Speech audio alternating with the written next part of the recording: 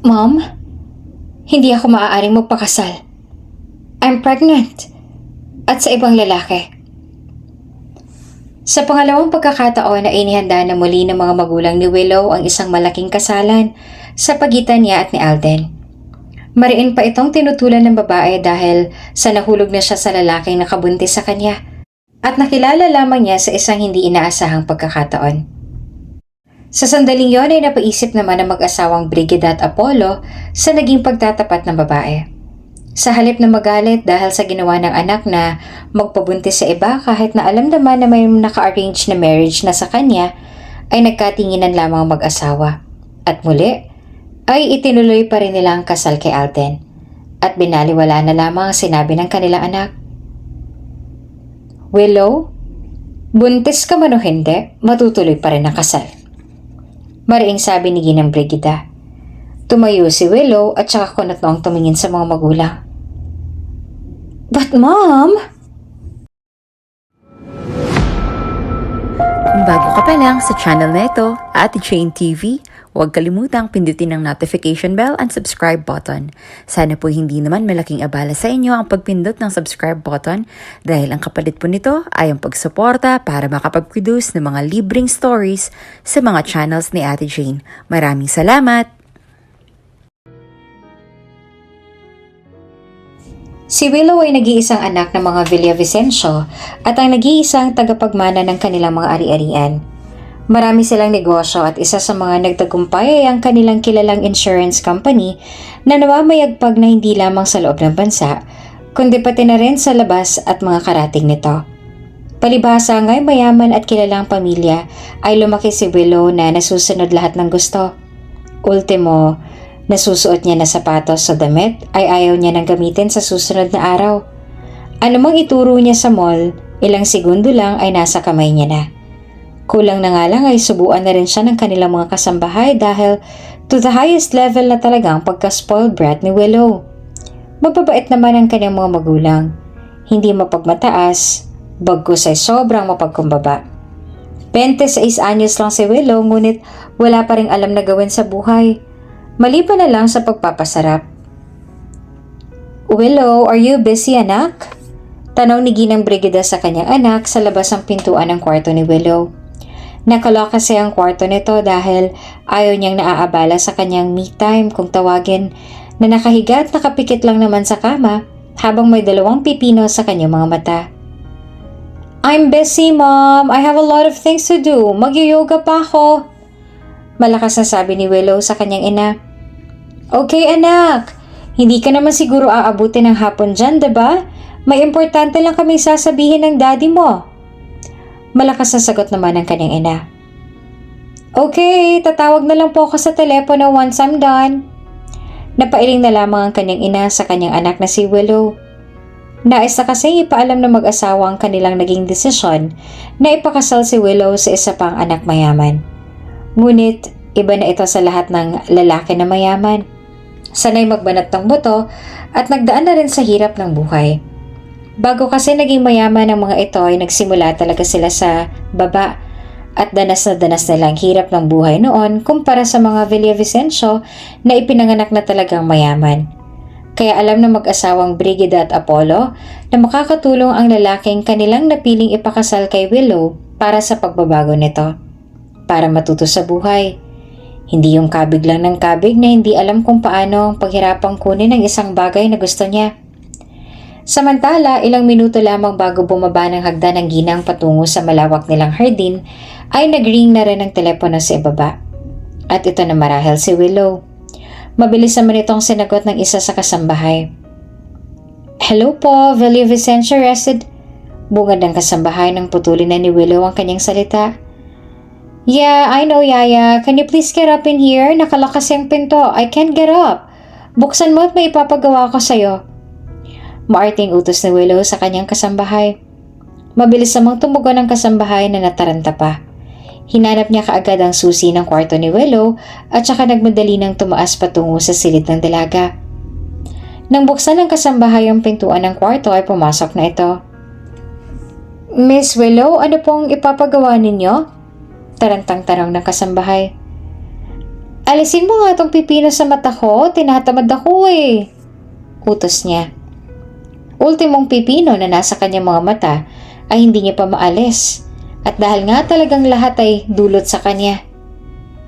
She's a Villavicencio at inaamin niyang spoiled brat siya, kaya nga pinapangatawanan niya na yon. Marahan namang inalis ng kasambahay ang pipino na yon sa mga mata ng dalaga. Oh my gosh, finally! Narelax din ang eyes ko. Help me to get up, Yaya. Wika ni Willow. Sandali naman itong napatingin sa uniformeng suot ng kanyang yaya. Yaya? Ilang days na sa inyong uniformeng yan? Taas kilay na tanong ni Willow na animoy diring-dire sa kanyang nakikita. Kakapatahi lang po nito noong isang araw, Miss Willow. Nakatungong sagot ng yaya. Umirap naman si Willow. Noong isang araw pa? Hay nako, palitan nyo na yan. Ang pangit sa paningin kapag paulit-ulit ang suot. I will tell Mom about this matter. Hindi dapat pinapalampas to. Ano na lang sasabihin ng mga mayayaman naming friends kapag nakita nila kayo na parang hindi nagpapalit ng uniform? At saka ang pangit ng tela, ayoko niyan. Papadesign din ako sa personal designer ko. Okay, Yaya? Meticulous ang sabi ni Willow. Kahit nga sa suot ng mga katulong ay napapansin niya at gusto niya ay mamahalin din tela ang gamit ng mga ito. Tumango na lamang ang kasambahay na yon at hindi na lamang sumagot. Pagkatayo naman ni Willow ay lumabas na siya ng kwarto at saka nagtungo na sa kinaroroonan ng kanyang ina at ama na kasalukuyang umiinom ng tea sa my garden. Mommy! Daddy! Good morning! Masayang bungad ni Willow. Nakasuot pa nga ito ng kanyang worth 150,000 pesos na silk na pangtulog na nabili pa sa Paris at pagkahubad ay hindi na ulit niya isusuot. Maganda si Willow. Ang isa sa pinaka may pagmamalaki niya, kahit na anak mayaman siya ay wala siyang pinabago sa kanyang katawan o itsura. Lahat ay natural at hindi retokada. Ang matindi lang niya talagang binabantayan ay ang kanyang timbang. Ayaw na ayaw niya kasing lalabi sa 50 kilograms ang kanyang timbang na bagay lamang sa taglay niyang tangkad. Oh honey, akala ko ba busy ka? Tapos ka na ba sa ginagawa mo? Usisa ni Ginang Brigida sa kanyang anak. Umupo na rin doon si Willow kasama ng kanyang mga magulang. I'm done, Mom! Sagot ni Willow kasunod na rin niya ang kanyang lemon honey tea at inilapag na ito ng kasambahay sa mesa. By the way, Mom, naaalarma ako sa uniforme ng mga katulong natin, ha? Pasaring ni Willow sabay higop sa kanyang tea. Nagkatinginan naman ang mag-asawa. Bakit naman, anak? May problema ba sa uniforme nila? Nagtatakang tanong ng ginang. Who designed their uniform? Si Claire.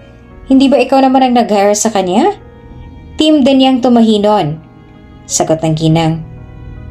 My God, Mom! Fire her as soon as possible, okay? Baka hawa pa siya ng negativity dito sa bahay. Bukod sa pangit ang design, ang mumurahin din ng tela. Halatang hindi binili sa ibang bansa. Ang personal designer ko ng papakilusin ko about that matter. Mom, let me handle this para hindi ka na rin ma-stress. At saka dapat araw-araw, iba-iba yung suot nila. Para naman kahit kasambahay lang sila, fashionista pa rin, diba Mom? Para naman hindi sila maawa sa mga self nila na nakatulong na nga sila, wala pa rin silang karapatang magmaganda. Dapat always pretty ang ating mga yaya. Gusto ko nga rin sana, Mommy, mag-hire na rin ng makeup artist for them. Para naman hindi halatang haggard sila the whole day, hindi ba? Kahit light makeup lang, diba Mom? Dad, brilliant yung ideas ko. Napakamot na nga lamang sa ulo ang mga katulong na nasa kanilang likuran sa mga ideyang yun ni Willow na puro kaartihan at kakikayan. Nagkakatinginan na lamang din ang kanyang mga magulang at pasimpleng napapailing. Honey, uniform lang yon. Hindi mo na dapat ini-stress ang sarili mo tungkol dyan. At isa pang mahalaga ay komportable sila sa suot nila para mas makakilos sila ng maayos. Sabi naman ni Ginoong Apollo.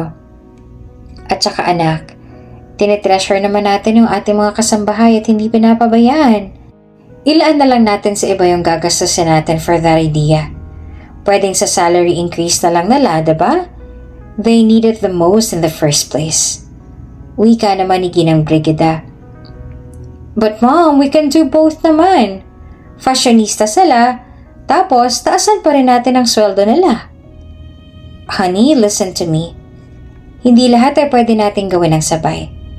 Pwede naman natin gawin yung gusto mo pero ang kapalit nun ay mababawasan din ang allowance mo. Okay lang ba yon? Tanong ni Ginoong Apollo sa anak.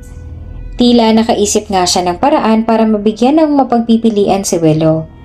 At dahil nga self first ang motto ni Willow, ay mas pinili niya yung kanyang kapakanan. Sige daddy, salary increase na lang. Okay pa naman po yung uniforme nila. Basta wag lang mabawasan ang allowance ko. Sagot naman ni Willow. Inaasahan na rin naman ng mag-asawa na itong itutugon ng kanilang anak dahil they knew her. Kilalang kilala. Okay, madali lang naman kaming kausap ng mommy mo. Maya-maya pa ay inuungkat na rin ni Willow yung sinabi sa kanya kanina ng kanyang ina na mahalagang sasabihin ng mga ito. By the way, mom and dad, ano pala yung sasabihin niyo sa akin? Natahimik sandali mag-asawa.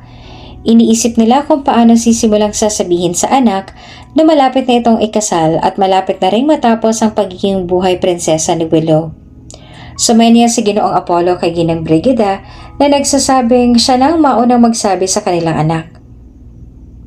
Willow, huwag kang magugulat sa sasabihin ng daddy mo. Panimula ng Ginang. Nakaramdam naman ng kaba si Willow sa kanyang puso. Nagtataka siya sa ikinilos ng kanyang mga magulang. Tila naging importante ito dahil hindi halata niyang hindi malaman ng dalawa kung paano iyan sasabihin sa kanya. What is it, Mom? Come on, tell me, sabit ni Willow. Hindi na rin nagpaligoy-ligoy pa ang Ginang at sinabi na ang gustong sabihin sa kanilang anak na si Willow. Willow, next month ready yourself dahil nakatakda ka ng ikasal. Hindi detalyadong pag-amin ng Ginang kay Willow. Tila nagulantang naman ang buong mundo ng dalaga. Para sa kanya, mas gusto pa raw niyang tumanda ng dalaga at humiga sa kayamanan habang pinagsisilbihan ng sangkatutak ng mga katulong kesa naman matali sa isang lalaki na hindi pa niya nakikilala o nakikita. Isa pa ay wala talaga sa bokabularyo niyang pag-aasawa dahil para sa kanya ay parang pumasok din siya sa isang gyera na wala man lamang dalang sandata o hindi man lamang alam kung ano ang gagawin. Sa mga oras na yon, pakiramdam ni Willow na bigla na lamang siyang dinala ng kanyang imahinasyon sa kabilang dimensyon kung saan nakasuot na siya ng duster. Naka-ponytail na. Nang buhay ay may mga nakalaylay pa sa harapan ng kanyang mukha. May hawak na sanggol habang ang isa naman ang umiiyak sa sahig habang siya'y nagwawalis ng bahay. May mataba na rin katawan at maitim na eye bags at higit sa lahat, hindi na makalabas ang bahay dahil wala ng kanyang me time na tinatawag at tuluyan ang napabayaan ng sarili at nalosyang. Kailanman na hindi ito sumagi sa isip ni Willow na mangyayari sa kanya ito. Iniisip pa lang niya ay parang ayaw niya nang mangyari. Willow anak, are you okay? Narinig mo ba yung sinabi ko? Naroon na nga si Ginang Brigida sa harapan ng mukha ng anak na si Willow na kasalukuyang nakatulala na. Ilang sandali pa'y bumalik na rin sa ulirat si Willow at saka sumagot. Yes mom, I heard it. Malinaw na malinaw. Na-imagine ko na nga eh. And my answer is a big no. I will not marry anyone. It's a no for me. Mariing sabi ni Willow. Nanindigan siya na ayaw niya talagang mag-asawa. Ano man ang itsura ng lalaking yon ay wala siyang pakialam. Maging kung ano man ang estado nito sa buhay ay wala rin siyang pakialam. Basta, ayaw niya magpakasal at manindigan siya doon. Wala ka na magagawa, Willow, dahil nakapag-desisyon na kami ng mommy mo. This is for your own good. Sabi naman ng kanyang ama. Pumikit naman si Willow at minasamasahe pa ang kanyang sentido. Oh my gosh, Mom and Dad, you're stressing me out. How could it be kakabuti ko yun? Hindi ko nga ma-reach ng utak ko kung paano nangyari yun. Hindi ko kaya. No way. I hate men. And I don't want responsibilities. Paano na lang kung losyangin niya ako? Paano ng beauty ko? Pag-iinerte ni Willow. Pailing-iling na lang talaga ang mag-asawa sa inaasang ito ng kanilang anak. Tila mahihirapan nga silang kumbinsihin ng dalaga ni hindi nga ito tumatanggap ng manliligaw dahil para sa kanya, ang tunay na queen ay superior sa lahat at hindi na kailangan pa ng lalaki para ibigay ang gusto nila or mahalin siya dahil para sa kanya ay kaya niya namang ibigay at gawin iyon sa sarili niya mismo. No, Willow. You still have 1 month para unti-unti nang baguhin ang lifestyle mo. Kahit ano pang sabihin mo, hindi na magbabago pa ang desisyon namin ng iyong ama. Sambit naman ni Ginang Brigida. Umirap na lamang si Willow at binaliwala na lamang ang sinabi ng kanyang mga magulang. Hindi na lamang niya sineryoso ayon dahil alam niyang hindi siya matitiis ng mga ito kapag siya nang magmakaawa. Ngunit dito siya nagkakamali dahil talagang desidido na ang dalawa. Desidido na sila na pag-asawahin ang anak sa pagbabakasakaling magbabago pa ito. Basta mom, I will not accept that.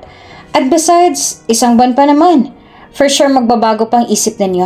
Anyway, I'll go ahead.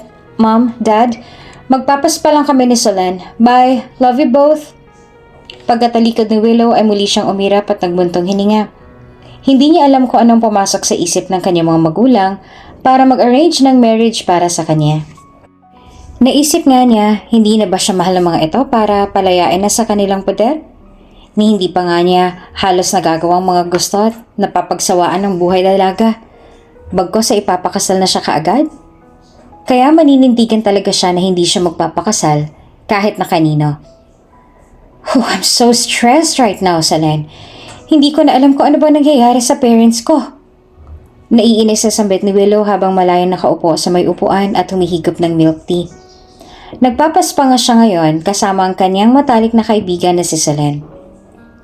Alam mo, pansin ko nga, bigla ka nagkaroon ng wrinkles. Sagot naman ni Solen. Bigla namang napabalik si Willow at kinuhang salamin na nasa kanyang tabi at saka tumingin doon. Oh my gosh, really? Nasaan? Gladys, tanggalin mo yung wrinkles na sinasabi ni Solen. Hindi pa man nga niya nakikita ang wrinkles na yon ay inutusan na kaagad niya ang kanilang mga staff sa salon na iyon ay tanggalin ang kanilang wrinkles. Tumawa naman ng malakas si Solen. Ano ka ba, Willow? I'm just kidding. Grabe ang self-care mo ha, to the highest level. Tatawa-tawang sabi ni Solen sa kanyang kaibigan. Tinaasan naman ng kilay ni Willow si Solen at saka umirap at muling inaayos ang sarili sa pagkakaupo. Whatever, Sol. Magbiro ka na sa lahat. Huwag lang sa itsura at sa figure ko. I invested a lot to maintain this beauty, kaya walang lugar sa mukha kong wrinkles na yan. Ines na sagot naman ni Willow. Bakit ka nga ba kasi stress? Ano bang nangyari? Naging seryoso na rin si Solen dahil baka tuluyan ng mapikon sa kanyang kaibigan. Huminga muna ng malalim si Willow at saka sumagot. Sina mom and dad kasi ang galing mag-isip ng joke. Ha? Joke? What joke naman? Nagtatakang tanong naman ni Solen. Balak daw akong ipakasal sa kung sino mang lalaking kakontsaba nila. Nakakatawa, diba? Saad ni Willow. Muli namang napatawa si Solen. Kasal? Isang katebang lalaki na ngang binasted mo tapos ipapakasal ka agad-agad? Hindi ba alam nila tito at tita na allergic sa lalaking anak nila? That's so weird and at the same time funny. Sagot naman ni Solen. Diba, nakakatawa? Hindi ko na nga alam kung anong nangyayari sa kanila. I'm doing my best naman para maging mabuting anak. 2 million a day na nga lang nagagastos ko sa isang araw na dati 4 million O diba, sobrang nagtitipid na nga ako. Tapos ayaw pa nila? Ay nako, ang hirap i-balance ng wealth sa totoo lang. Wika ni Willow. Napapatingin na nga lang sa kanilang mga staff dahil sa kanilang pinag-uusapan. Kung hindi nila kilala ang personalidad ni Willow ay baka nayabangan ng mga ito sa dalaga. Ngunit sa pananalitang yon ni Willow ay hindi naman niya talaga intensyong ipagmayabang ang meron siya dahil nagsasabi lang naman siya ng totoo. Wow, ang laki ng problema mo. 1 million a day nga lang sa akin Ayos na dahil halos lahat naman ng limited edition na bag ay nasa akin na. You know, I love bags. Banat naman ni Solen. Yeah, I know. Pero hindi ko kaya yung 1 million a day, My God, anong mabibili ko dyan? Matutulog na lang ako maghapon kung ganyang lamang ang gagastusin ko sa isang araw. Sagot naman ni Willow. Napapasana all na nga lang mga staff sa kanilang mga naririnig. Natural na naman din sa dalawang ito ang ganitong usapan dahil tunay naman talaga na may maipagmamayabang sila. Anyway, gwapo ba yung guy? Mayaman din? Usisa naman ni Solen. Nope, hindi ko na tinanong kina mommy kung sino yung balak ipakasal sa akin dahil sigurado naman ako na hindi rin yung matutuloy once na nagmakaawa ako sa kanila. At isa pa, hindi rin ako interesado sa lalaking yun or even to his family. At for sure naman na mas mayaman pa rin kami kesa sa kanila. Dahil tanging mga Villavicencio lang kaya ang nagmamayagpag ngayon sa business world. Kaya, I don't care kung sino man ang lalaking yon. Siguradong sigurado nga si Willow na mas papaboran pa rin siya ng mga magulang sa oras na matapos ng isang buwan na palugit na ibinigay sa kanya ng mga ito para sulitin na ang kanyang pagiging buhay dalaga. Kaya naman, todo lustay pa rin siya hanggang sa hindi na nagsasawa. Habang lumilipas sa mga araw ay papalapit na rin ang papalapit ang itinakdang kasal para kay Willow at sa lalaking nagngangalang Alden. Sinadyang hindi sabihin ng kanyang mga magulang ang buong detalye kung sino ba ang lalaking kanyang mapapangasawa para na rin masorpresa siya sa kanyang makikita. Willow, sasama ka sa akin mamaya dahil mamimili na tayo ng iyong wedding gown na susuotin. Wika ng kanyang ina. Are you serious, Mom? Seryoso ba talaga kayo? Kasi ako, hindi. Sagot naman ni Willow habang nagsasunbathing sa poolside. Oo naman, seryoso kami ng daddy mo. Kaya tumayo ka na riyan at aalis na tayo. Seryoso ang sabi ng kanyang ina. Inis na inis pang tumayo si Willow dahil sa pamimilit ng kanyang ina. Mom, bakit ba hindi niyo maintindihan na ayoko magpakasal? Ayoko mag-asawa? Wika ni Willow habang nakakrus ang dalawa niyang braso. Bakit ba hindi mo rin maintindihan anak na hindi habang buhay ay narito kami ng iyong ama? Ni ayaw mo ang saluhin ng aming legasiya. Ayaw mo magpaturo sa negosyo. Paano na lang kapag nawala na kami ng daddy mo? Sino magtu-turn over ng mga negosyo? Paano ka? Ni wala kang ang alam na gawin sa buhay. Hindi ka nakakaalis ng walang bodyguards o yaya sa tabi mo. Willow, you need to settle for good na para matuto sa buhay. And we're not doing this para ipagtabuyan ka o pahirapan ka. We're doing this para ma-appreciate mo naman ang buhay. Para makaranas ka naman ng ibang bagay na magagamit at mapapakinabangan mo rin naman in the future. Anak, hindi sa lahat ng oras ay maibibigay namin ang mga gusto mo. Paminsan-minsan ay kailangan mo ring paghirapan ng mga bagay na gusto mong makuha o makamit. Paliwanag naman ang kanyang ina. Sa sandaling yon ay kahit ano pa man ang sabihin ng kanyang ina o ng kanyang ama ay tila wala pa rin makakapagpabago sa kanya lalo na sa kanyang isipan. Mom, alam mo sa tingin ko nag-overreact ng pag-overthinking ninyo ni Daddy. Paano naman tayo maghihirap? Ang yaman-yaman nga natin. At ano bang kinalaman ng pagpapakasal sa lesson to learn ko sa life? Mababago ba ng pag-aasawa yung ugali ko? At isa pa, masama bang ugali ko, Mommy, para sabihin niyo sa akin? Yes, I'm a spoiled brat. Pero, dapat lang naman, diba? Kasi mayaman tayo. Para saan pang yaman natin kung hindi naman natin gagastusin? Come on, Mom. If you want me to change, you can make bawas na lang my allowance. If hindi niyo talaga carry, mas matitiis ko pa yon kesa sa pag-aasawa. You think that life is all about money and wealth, huh, Willow? You know what? Walang patutunguhan ang usapan natin. And besides, andito na rin tayo. Saka na natin pag-usapan yan. Let's go! Nang makarating na sila sa wedding dress shop, ay doon na pinamili ni Ginang Brigida ang anak ng kanyang susuotin na gown sa kanyang gaganaping kasal. Ang papangat ng designs. Sikat ba na designer ang mga nag-design nito? Graduate ba sa ibang bansa? Ang boboring ng mga details sa mga damit. Pagkapasok pa nga lang ay napulaan na kaagad ni Willow ang mga damit na yon. Palibhasa nga ay may alam din sa fashion kaya alam ng kanyang panlasa kung maganda ang klase ng damit o hindi. Sige ng Brigida na ngang nahiya sa owner ng shop dahil sa inaasta at inuugali doon ni Willow. Miss, pagpasensyahan mo na siya ha? Wala lang sa mood ang anak ko. Mahinang sambit naman ang ginang sa owner. That's okay, I understand, Doña Brigida. Mahinang tugon ng babae. Sinusundan lang nila si Willow habang iniisa-isang lapitan ng mga wedding gown na nakadisplay doon.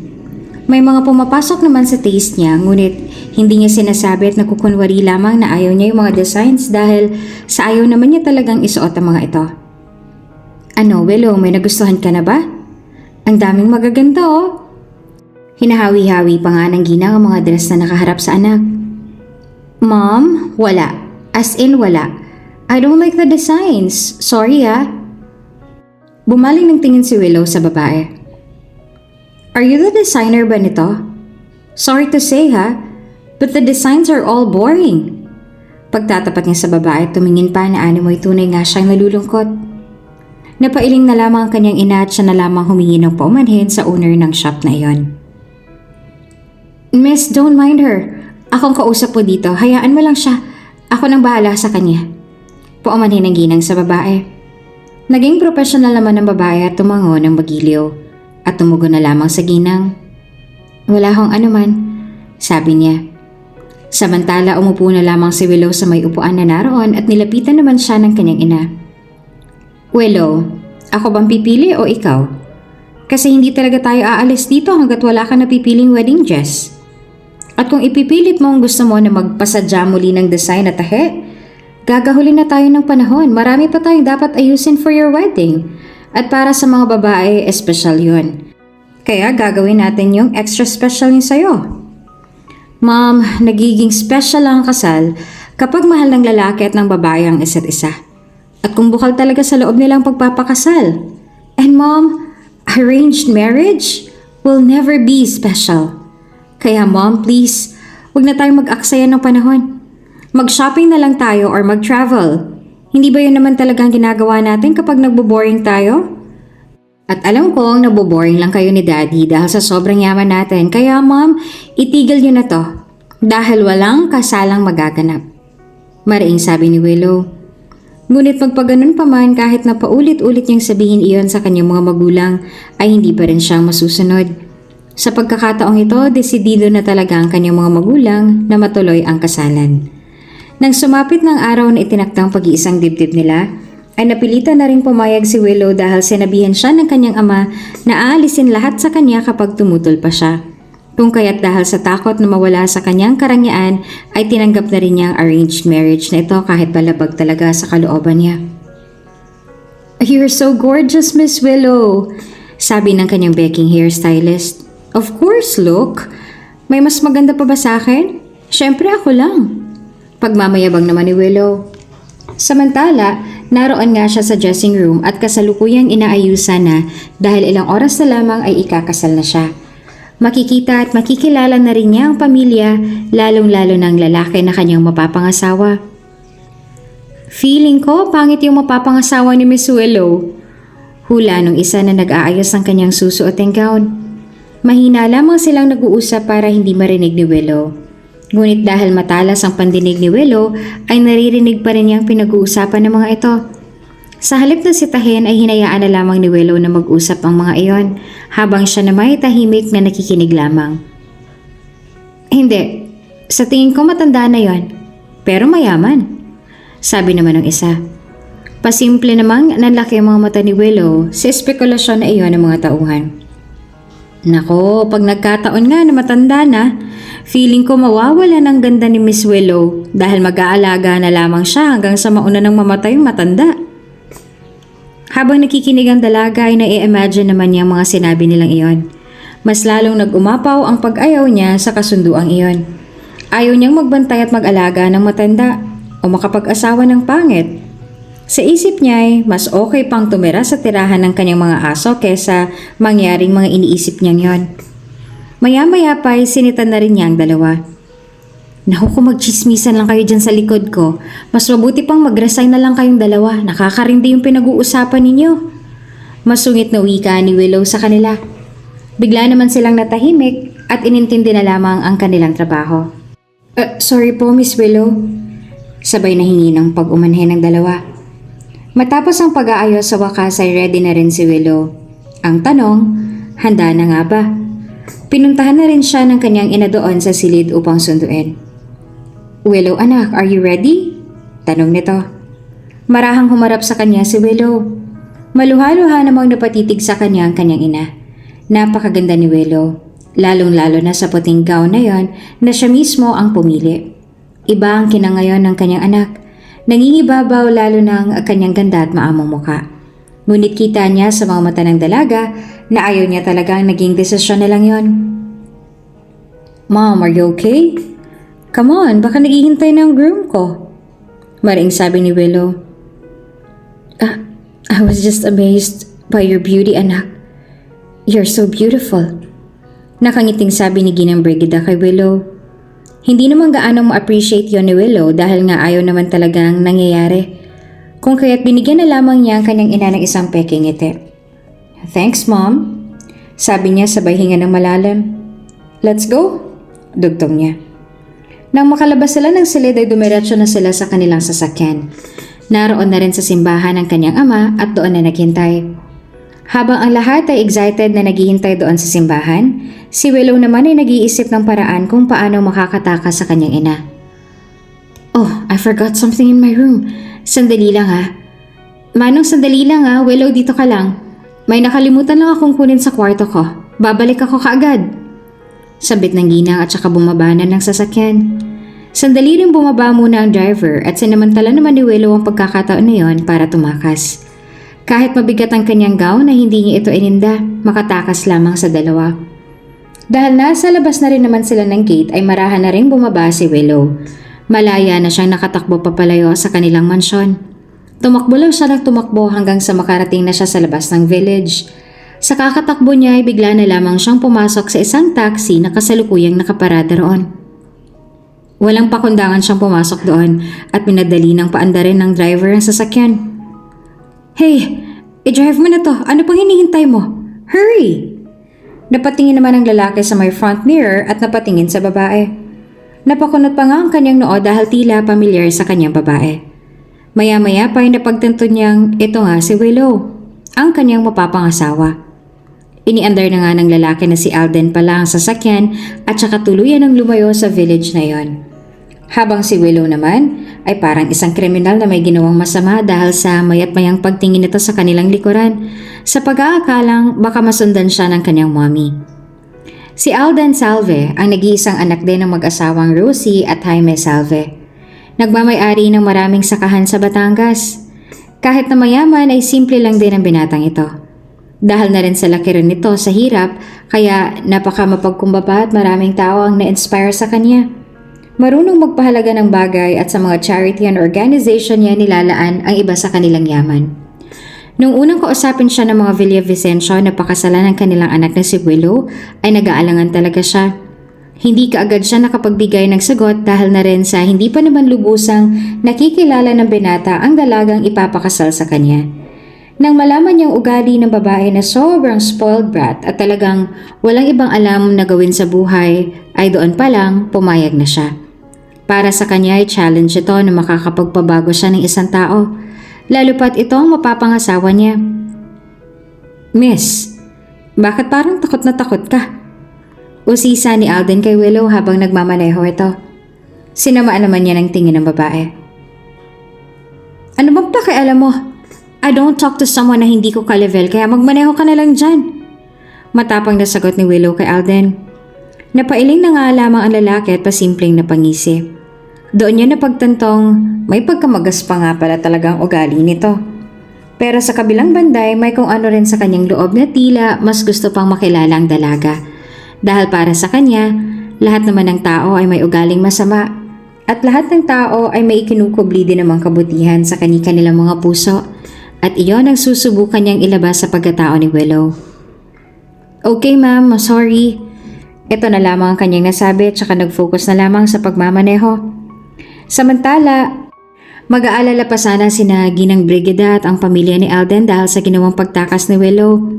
Nang mag-message na kaagad sa kanila si Alden na wag nang mag-alala dahil magkasama na sila ni Willow. Sa kabilang banday, halos ilang oras na rin sila sa biyahe dahil hindi naman talaga alam ni Willow kung saan siya pupunta. Ma'am, saan po ba tayo pupunta? Kanina pa po tayo rito sa daan na. Baka malate na po kayo sa kasal ninyo. Wika ni Alden. Tiningnan niyang muli ang babae sa may front mirror. Napatingin din sa kanya si Willow sabay ilap. Gusto ko makapag-isa ako. Yung masisigaw ko ang problema ko. Sagot ni Willow. Problema? Tumakas ka sa kasal ano? Pwede ba? Mind your own business. Basta dalhin mo ako sa stress-free na lugar. Muling napangitiin na lamang si Alden at sinunod na lamang niya ang gusto ng dalaga. Nasa isip niya na sa may dagat na lamang ito dalhin. Anong ginagawa natin dito sa resort? Maarting tanong ni Willow kay Alden. Hindi ba sabi mo stress-free na lugar? Kaya ito, dito tayo sa dagat. Baba ka na. Utos niya sa babae. Wala na ring nagawa pa si Willow kundi ang sumunod sa lalaki. Sinundan niya lang ang paglalakad nito na animo ay pagmamay-ari niya talaga ang resort na iyon. Hoy, teka nga. As far as I know, hindi pwedeng pumasok basta-basta ang mga ordinary people like you. Lalo pat, tinitigan niyo muna ang lalaki mula ulo hanggang paa bago ituloy yung sasabihin. Lalo pat taxi driver ka lang. Pagpapatuloy pa ni Willow. Napapangiti na lamang si Alden sa kaartihang iyon ni Willow at nagpatuloy lang sa paglalakad. Hoy, bingi ka ba? At saka tulungan mo nga ako rito? You're being rude to me. Kung nandito lang ang bodyguards ko, baka kung ano nang nagawa nila sa'yo. This is a rape or kidnapping, sabi ni Willow. Hindi na nga niya malaman kung paano maglalakad ng maayos dahil sa kagarbuhan ng gown na suot-suot niya. Ilang sandali pa ay nakarating na rin sila sa may mismong dagat. Sa ganda ng buong lugar ay tila hindi na rin napansin ni Willow na parang sila lamang ang tao sa resort na iyon. Wow! It's a big wow! Napakaganda naman sa lugar na to. After this drama, I will tell mom and dad to buy this island. I really love it. Namamangha sabi ni Willow. Nagustuhan mo? Stress reliever ba? Tanong naman ni Alden habang nakatayo sa tabi ni Willow at nakamasid sa ganda ng buong karagatan at tanawin. Of course! Marami rin kaming islands. Halos isang beses ko pa nga lang napupuntahan tapos natitenga na ulit. Ayoko kasi ng paulit-ulit kaya fresh sa paningin ko ang lugar na to. Pasimple na lamang na natatawa si Alden sa kaartihang iyon ni Willow. Sa isip niya paano pa kaya siya napapakisamahan ng mga taong malapit sa kanya? Hindi na rin niya masabi. Sige lang ma'am, ilabas niyo lang sa loobin ninyo. Malaya kayong sumigaw dyan. Doon lang ako sa likod. Tawagin niyo lang ho ako kapag okay na kayo. Wika ni Alden at saka nagtungo na sa likuran at doon na muna naupo sa may buhanginan. Umirap na lamang si Willow dahil hindi naman mahalaga sa kanyang opinyon ng mga tao. Na makatalikod na si Alden ay naiwan na lamang ito doon na nakatitig sa buong karagatan. Tunay naman na nakakawala ng stress sa katawan ng ganitong paligid, ang ganitong panahon. Ang tanging huni lamang ng mga ibon na tunog ng agos ng tubig ang kanyang naririnig. Ngunit ang tunay na inaalala niya sa mga oras na ito ay ang pinag-aagawa na sculpture ng likha pa ng kanilang sculptor na si Michelangelo Buonarroti. Wala naman siyang hiling na mga ganong sining, ngunit gusto lang niyang i-flaunt ang kanyang yaman sa harapan pa ng mga mayayaman sa subastahan. Pakikipagtagisan ng yaman ang pinagkakalibangan niya kapag may mga ganitong panukalang ipinapadala sa kanila. Ilang minuto rin nakatayo doon si Willow at wala namang narinig na sigaw si Alden kaya sinigawan niya ng dalaga. Ma'am! Mukhang uulan na oh! Wala ka bang balak na mag-emote dyan o sumigaw? Sigaw ni Alden na nakaupo roon sa may dalampasigan. Maya-maya pa ay lumapit na rin sa kanyang babae. Tara na! Aya ng lalaki habang ang babae naman ay nakatayo pa rin sa kanyang harapan. Sa sandali iyon ay tumayo na rin si Alden. I don't wanna go home. Diretsang sabi ni Willow habang matalim na nakatitig sa mga mata ni Alden. Napataas naman ang kilay ng banata. Ayaw mo umuwi? Saan ka naman pupunta? Tanong niya. Hindi ko alam. Wala rin kasi akong pera rito. Naiwan ko rin ang purse ko. Andun pa naman yung mga cards ko. Kaya, isama mo na lang ako sa'yo? Hindi rin naman kita mababayaran eh. Sabi ni Willow. Siya na nga may pabor, siya pang mataray. Wala kang pera? Tanong ng lalaki. Oo nga, bingi ka ba? Hayaan mo. Kapag naglaylo ng drama sa pamilya ko, Mababayaran na rin kita. With tip pa ha. Kaya huwag kang magduda sa akin. May isang salita ako. Iiling-iling namang sumagot si Alden. Sigurado ka na sasama ka sa akin? Taas kilay na tanong ni Alden sa dalaga. Oo, sigurado ako. Basta ikaw na munang bahala sa akin. Lahat ng pangangailangan ko, lahat ng gusto kong ipabili, lahat ng gusto kong kainin, charge mo na sa'yo, okay? Don't worry, I will let you make a listahan naman to list all of my utang. Kalmadong sagot naman ni Willow at tila panatag na panatag pa sa kanyang sinasabi. Okay, kung yan ang gusto mo, tara na. Sabi ni Alden at saka nagsimula na maglakad. Nagtaka naman si Willow dahil ibang direksyon ang tinatahak ng lalaki. Hindi doon sa palabas ng resort. Hey, saan tayo pupunta? Hindi naman ito yung daan palabas ah. Nagtatakang tanong ni Willow kay Alden na nakasunod pa rin naman sa kanya. Hindi ba sabi mo isama kita sa tinitirhan ko? Pues makikita mo kung saan ako nakatira. Nanlaki naman ang mga mata ng babae sa pagtataka. Naroon lang naman sila sa loob ng resort na halos tila sila lamang ang mga tao. Mukhang pribado talaga at hindi dinadayo ng mga turista. Ang mansyon lamang ang nakikita niya doon ay yung rest house na pure white ang kulay at may kamanghamanghang disenyo. Buong akala ni Willow ay doon sila patungo sa rest house na iyon kaya bahagya siya natuwa. Ngunit nang nasa harap na sila ng rest house ay tila patuloy pa rin sa paglalakad si Alden. Hey, Mr. Driver! Saan ba tayo pupunta? Hindi ba tayo rito sa rest house? Kasi dito ako nababagay eh. Ano ba? Saan ba tayo pupunta? Maarting sabi naman ni Willow. Pwede ba tumahimik ka na lang dyan? Ang dami mong alam. Nakangising sabi ni Alden. Nang mabaybay na nilang dalampasigan ay sa wakas nakarating na rin sila sa tirahan ni Alden.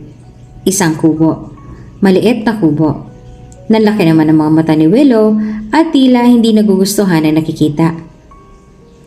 Ano to? Nanlaki ang mga matang tanong ni Willow sa lalaki. Bahay! Ngayon ka lang ba nakakita ng kubo? Tanong ni Alden kay Willow. Napapikit na lamang si Willow at saka huminga ng malalim. Mr. Driver, ang usapan natin bahay. Itong bahay na to na sinasabi mo, for real? Bahay to? No way, hindi ako titira dyan. At saka, bakit alam mo ang pasikot-sikot dito sa resort? Sino ka ba talaga? Pagalit na sabi ni Willow sa lalaki. Sideline ko ang pagta-taxi driver pero full-time caretaker talaga ako rito. Paliwanag naman ni Alden kay Willow. Sa mga oras na yon ay hindi pa rin ma-imagine ni Willow na titira siya sa bahay na yon. Halika na, nagbabadya na ang ulan no? Ikaw rin ang bahala, magkasakit ka pa dyan. Sabi ni Alden at nagtungo na nga siya sa loob ng kanyang bahay kubo. Nakatitig lamang sa kanya si Willow at nagdadalawang isip kung papasok pa ba siya sa loob. Hanggang sa unti-unti na ngang pumapatak sa kanyang balat ang malalaking patak ng ulan. Wala na rin siyang nagawa pa kaya sumunod na rin siya kay Alden. Nakakainis talaga. Kung hindi lang makulit si na mommy para ipakasal ka agad ako sa someone na hindi ko pa naman nakikilala, di sana wala ko ngayon dito sa bahay kubo na to. Wika ni Willow na parang diring-dire sa kanyang paligid. Niayaw nga niyang umupo sa may kahoy na upuan dahil narurumihan pa siya rito. Pinagmamasdan niya ang buong bahay at ni isa sa mga gamit na naroon ay walang pumasok sa kanyang taste. This wood is strong. Baka mamaya konting ulan bumigay na to. Anong wood ba ang gawa sa bahay na to? African blackwood ba? At saka yung mga plato at baso mo, malinis ba? Araw-araw mo rin bang pinapalitan? Sunod-sunod na tanong ni Willow kay Alden. Mabuti na nga lamang at mahabang pasensya ni Alden kaya hindi niya na pinatulan pa ang babae sa taglay na kaartihan nito. Ma'am, gawa ho sa mahogany ang bahay kubo na to. At itong bubong na ito, kung tawagin nila ay sawali. At itong mga plato po at baso at ilan pang mga gamit ay sa Divisoria lamang nabibili. Matitibay ang mga yan. At malilinis kahit mura. Kaya hindi na kailangan pong palitan araw-araw. Sa Divisoria ko lang nabili ang mga yan. Nakangiting paliwanag naman ni Alden habang nagtitimpla ng kanyang kape. Divisoria? Saan yon? Nasa ang continent yon? Asia ba? Europe? Saan? Or sa ibang planeta? Natatawa na nga lang si Alden sa mga sagot na iyon ni Willow. Napapaghalata ang wala talagang alam sa buhay. Pagkatimpla ng kape ni Alden ay naupo na siya sa may kahoy na upuan doon sa kanyang hapagkainan. Ay nako, Divisoria lang yung nabanggit mo na halos lahat ng kontinente. Dito lang yun sa Maynila. Mukha nga hindi ka pa nakakarating doon kaya hindi mo alam. Sabi ni Alden sabay higop sa kape. Lumakas na nga ang ulan at ito ng pinakamagandang panahon para kay Alden. Mas nare-relax kasi siya sa tunog ng ulan habang pinapanood ang malalakas na alon na sabayan pa ng paghawi ng mga puno. So for sure hindi mayayaman ng mga tao sa Divisoria na sinasabi mo dahil hindi ko alam yon. Sabi niya sabay upo sa may balkonahe. Napatitig naman siya kay Alden habang humihigop ng kape. Bigla na lamang lumiyok ang kanyang tiyan kaya napahawak siya rito. Sa daming nangyari, hindi niya na namalayang hapon na pala at hindi pa siya nakakakain. Napatingin naman sa kanya si Alden at pasimple pa ngang napangiti. Gutom ka no? Tanong niya sa dalaga. Umiwas naman ang tingin sa kanyang babae. I want a lemon tea. Ipagtimpla mo nga ako? Utos niya kay Alden. Alam ni Alden ito talaga ang misyon niya. Ang baguhin ang pag-uugali ni Willow. Kaya naman sinadya niyang magtimpla talaga ng kape ng kanya lamang. At doon ay sisimula na nga niya ang buhay na ituturo niya sa dalaga. Wala akong tea rito, kape lang. Nariyan kung gusto mo, magtimpla ka na lang.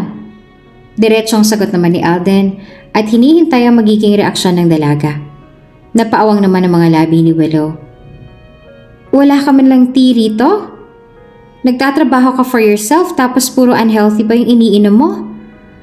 Don't you know na super bad ang excess caffeine sa katawan? Dapat, tea na lang. Mas healthy yun. Medyo mahal nga lang pero worth it. Sabi pa ni Willow sabay irap. Don't worry, kapag nakauwi na ako sa amin, magpapadala ako rito sa mga yayas and bodyguards ko ng kahon-kahon ng tea from Barcelona. Para naman hindi na kape yung iniinom mo. And don't worry, kapag nabili ko na tong island na to, hindi pa rin kita paaalisin dito. Same place ka pa rin, pero hindi na ganito ang bahay mo. Papagawan din kita ng rest house para naman mawili ka na pagsilbihan ako. Ang mga katulong ko sa bahay, even our drivers and bodyguards, naku, super spoiled sa amin. Ayaw kasi namin na maramdaman nilang super low profile sila, kaya kahit man lang sa uniform or room sila, hindi sila mag-feel down, kaya ganun lang yung work nila. Kaya ikaw, I'll hire you on the spot. As our personal... Nanliit ang mga mata ni Willow habang nag-iisip. Yeah, tama. I'll hire you as our personal fisherman. You want that? Tanong ni Willow. Wala nang ang masabi pa si Alden sa kahanginan na taglay ni Willow. Ngayon ay nauunawaan niya na kung bakit ganoon na lamang kadesidido ang kanyang mga magulang na ipakasal na ito sa kanya ng ganoong kaaga. Para matuto sa buhay at huwag iasa ang sarili sa yaman lamang. Hay, bago ka managinip dyan, magtimpla ka na ng kape mo at maglinis ka na ng katawan mo. May mga damit ako dyan na maluluwag, maaari mong hiramin. Hay nako, alam mo, kung hindi lang ako nagugutom at naghahanap ng something hot sa lalamunan ko, hindi ko pagtitiisan yung kape mo, no? Nasan bang mga tasa mo? Tanong ni Willow sabay tayo at nagtungo sa may lababong kahoy. Nariyan lang, kumuha ka na. Sabi naman ni Alden. Nang makapunta ron si Willow ay talagang kape lamang ang kanyang nadatnan. Kape lang? Wala man lang sugar or creamer? Taas kilay niyang tanong kay Alden. Siya na nga itong nakikituloy, siya pa tong may ganang magreklamo kaya napabuntong hininga na lamang si Alden. Kung anong nandyan, yun ang kainin mo. Yun ang inumin mo. Huwag ka nang maghanap ng wala dahil hindi ako mayaman na katulad mo, okay? Nagtatrabaho lang ako para sa sarili ko. At yung mga nakikita mo dyan, iyan ang kasiyahan ko. Kaya huwag ka na magreklamo kung ayaw mong magutom. Paninermon pa ni Alden. Kung alam ko lang na ganitong buhay pa lang naghihintay sa akin sa mga maling desisyon ko, di sana nagpakasal na lang ako sa groom ko. Pabulong na sambit ni Willow sa kanyang sarili. May sinasabi ka? Usisa naman ni Alden. Humarap naman sa kanya si Willow nang may peking mga ngiti sa kanyang mga labi. Wala. Ang sabi ko, ang sarap ng kape mo. Pagsisinungaling nito. Kinagabihan nang makapaglinis na ng katawan si Willow ay nagdemand na muli siya ng dinner kay Alden. "Hey, Mr. Driver." "Alden," sabi ni Alden sa babae. "Alden ang pangalan ko at hindi Mr. Driver," sabi niya habang naghihimay ng malunggay. "Whatever. Anyway, I'm hungry na. Hindi pa ba tayo kakain?" Maarting tanong ni Willow at saka umupo na sa upuan sa harapan ni Alden. Pinapanood lamang ang ginagawa ng lalaki at saka nag-usisa na rin. "What are you doing ba? Bakit mo ginaganyan ang halaman?" Nagtataka namang tanong ni Willow. Ultimong malunggay ay hindi niya pa alam. "Ito ang pagkain natin ngayon, malunggay," sabi ni Alden. Naisip niya na para naman matutunan ni Willow ang kanyang ginagawa ay ipinasa niya na ito sa babae upang siya nang maghimay noon. "Eto, ikaw nang maghimay." Napaurong naman si Willow. "Oh my God, inuutusan mo ba ako? I will not let you do that. Sooner or later magiging boss mo na rin ako. Kaya ngayon pa lang, inaalisan na kita ng karapatan na utusan ako. Kaya hindi ko gagawin yan, ano? Over my dead body." Mariin niyang sabi. Hindi naman nagpatinag doon si Alden, bagkus ay iniharap pa rin niya sa babae ang kanyang ginagawa upang siya naman ang magtuloy nito. "Kakain ka o hindi? Kasi ako okay lang sa akin na hindi kumain. Okay na ako sa kape. Ikaw lang din naman ang inaalala ko." Pangungonsensya naman ni Alden. Nakatingin nga lang si Willow doon sa malunggay na tila diring-dire na hawakan iyon. Nagdadalawang isip siya kung susunod ba siya sa lalaki dahil sa tanang buhay niya ay wala pang nakakapag-utos sa kanya. Sa isip niya kapag sumunod siya, parang nayurakan na kaagad ang dignidad at prinsipyo niya. Kapag naman hindi siya sumunod, magugutom naman siya. Kaya sa tagpong yon, mas mahalaga ang kanyang tiyan na kumakalam, kaya mas pinili na lamang niyang sumunod. "Fine! Pasalamat ka, nagugutom na ako dahil kung hindi, nako titiisin ko talagang hindi galawin yung mga little circle leaves na yan na hindi ko alam kung saan mo pinagkukuha." Kinuha na rin ni Willow ang lagayan at saka inumpisahan ng maghimay. Napangiti na lamang siya kay Willow at pinanood na lamang ito. Susunod din pala, ang dami pang satsat. Mahina niyang sabi. "May sinasabi ka?" Tanong naman ni Willow. "Wala. Ang sabi ko, ang ganda mo." Pabiro pang sabi ni Alden kay Willow. "Matagal na," bawi ng babae. Habang pinapanood ni Alden ang babae ay siya naman ang nag-usisa. "Ano nga palang pangalan mo?" Tanong ni Alden kay Willow. "Willow. I'm Willow Villavicencio, the only daughter and the heir of Villavicencio Group of Companies." Mayabang na sagot ni Willow. Sa kabilang banda ay halos abutin na ng ilang oras si Willow sa kanyang paghihimay sa sobrang bagal. Kaya nang matapos ay kinuha na iyon ni Alden at saka tinuruan ng babae na magluto. "Ano yan?" Kunot noong tanong ni Willow habang nakatingin sa dilata ng sardinas. "Sardinas? Itong ulam natin. Ihahalo lang natin yan sa malunggay para masarap," sagot naman ni Alden. Di kahoy lamang ang kanyang lutuan kaya naglingas pa siya ng apoy. Pasimple namang minasdan ni Willow ang kanyang ginagawa. "Panoorin mong ginagawa ko. Dahil sa mga susunod na araw, ikaw nang gagawa nito," sabi ni Alden. Napataas naman ang kilay ni Willow. This is the life na iniiwasan niya, kaya ayaw niyang matali. Kaya ayaw niyang makasal sa kahit na kanino. Kaya naiinis siya ngayon sa nangyayari sa kanya. Na tila sinasadya ng tadhana na maranasan niya ito kahit pa ilang beses niya itong iwasan. "Iyan? Gagawin ko? Ano ko, asawa mo? Eh di dapat nga ako bang pinagsisilbihan mo rito dahil akong bisita mo?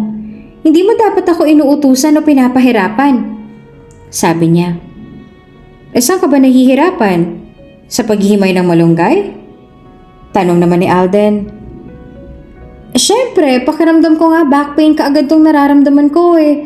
Ang hirap kaya maghimay," sagot naman ni Willow na sa tono nito akala mo ay lagi siyang biktima. Na makaluto sila ay nagpakuha na nga si Alden ng plato, kutsara at tinidor kay Willow at saka inilapag na sa mesa. "Oh, ano pang hinihintay mo? Kumain ka na," sabi ni Alden at saka sumubo na ng kanin. Nakatitig pa rin si Willow sa kanya. "Hindi ka gagamit ng spoon and fork? Nagtataka nitong tanong. Alam mo, kapag ganyan ang pagkain, mas masarap magkamay. Para feel na feel mo talaga ang pagkain. Kumain ka na, sige ka, uubusan kita. Muwal na wika ni Alden. Nakatitig pa rin si Willow sa pagkain. Hindi niya malaman ang nararamdaman kung nasusuka ba siya o ano. Is this dog food? Nandidiri niyang tanong. Anong dog food? Sardinas yan, masarap yan.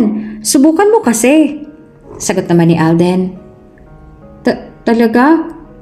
Kung sa bagay, hindi rin naman yan kakainin ng aso dahil mas maarte pa nga mo ngayon kesa sa akin.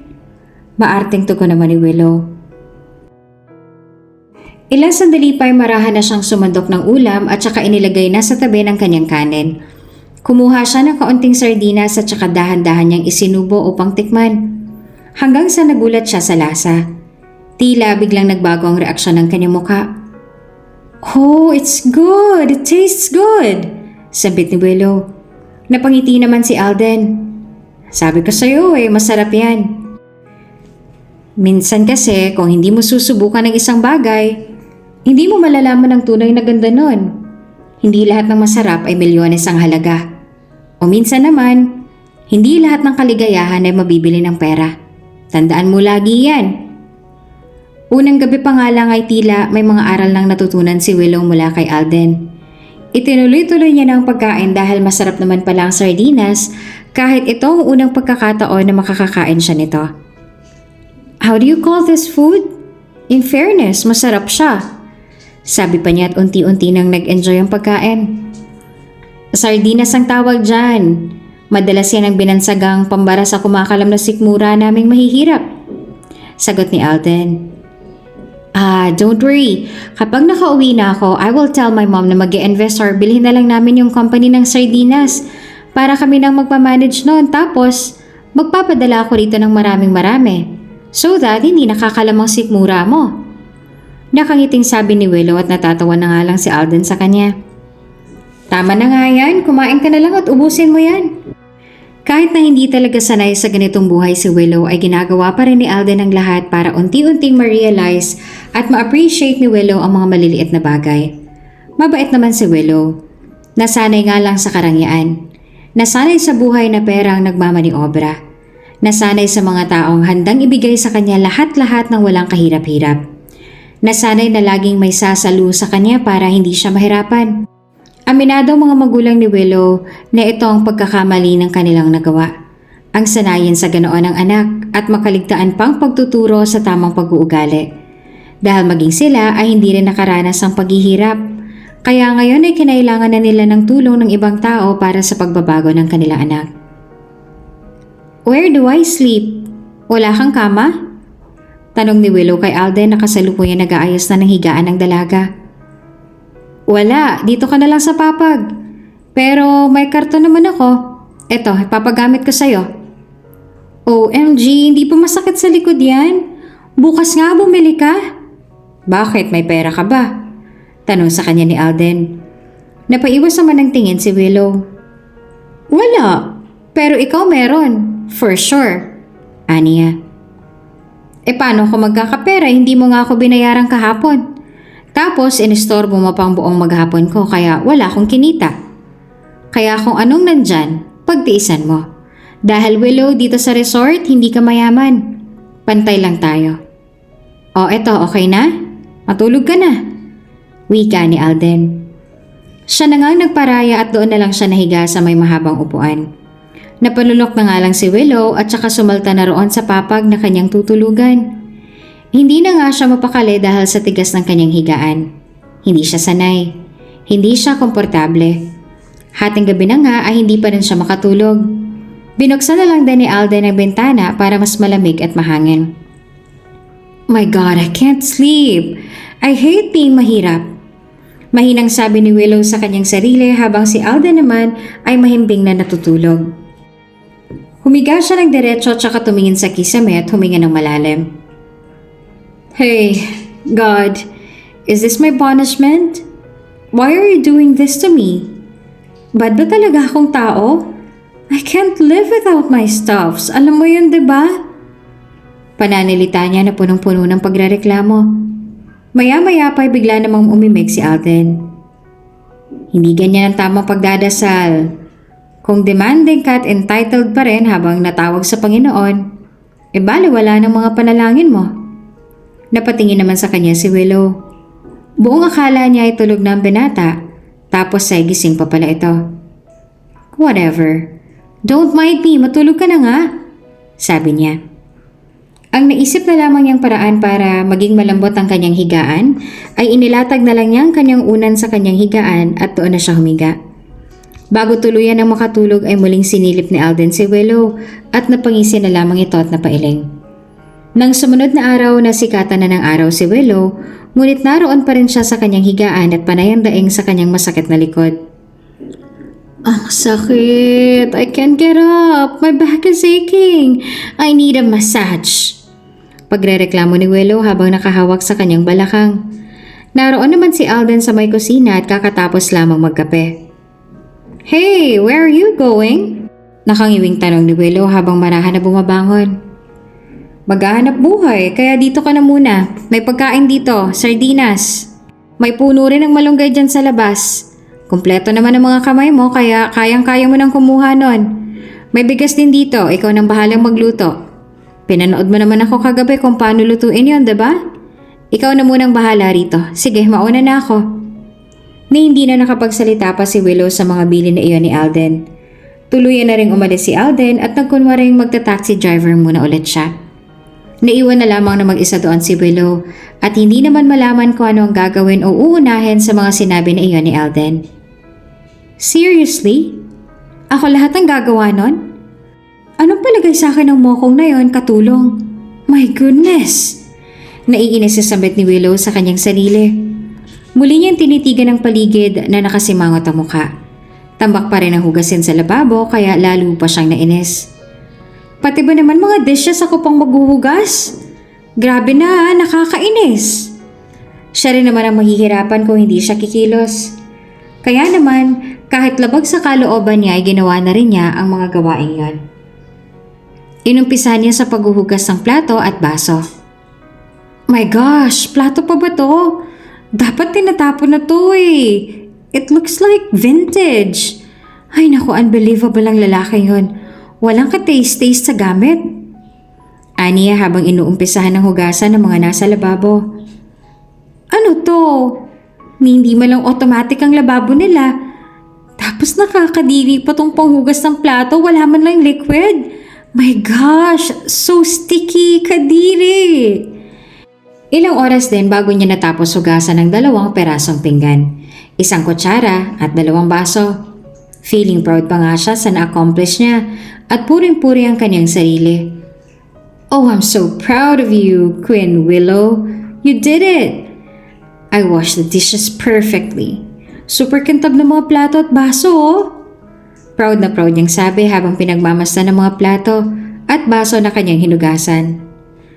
So, what's the next, Queen Willow? Mukha nga na-enjoy na ni Willow ang kaniyang ginagawa kaya naghanap pa siya ng mga maaaring gawin. Oh, I almost forgot. Nagpapakuha nga pala si Mr. Driver ng malunggay. I better go outside. Sa sandaling yon ay lumabas na nga ng kubo si Willow upang kumuha ng malunggay. Nasa tabi lang yun ng kubo kaya madali niya itong nakita. Oh, there you are. You are so pretty, malunggay. Akala ko pakain ka lang sa kambing eh. Pagkain ka pala ng tao. Sambit ni Willow habang nakatingin pa sa malunggay. Hindi pa siya magkaintindihan kung paano kukunin ang mga malunggay na iyon at inabot na naman siya ng ilang oras bago makuha ayon. Sunod naman niyang ginawa ay ang magsaing ng kanin. Oh my God, ito ng pinakamahirap sa lahat. I forgot the process. Ano ba dapat ang unahin? Apoy? Tubig? Bigas? Palibhas ay walang alam na gawin kaya ultimo pagsasaing ay hindi niya alam. Pilit pa niyang inaalala mga prosesong ginawa kagabi ni Alden sa pagluluto ng pagkain.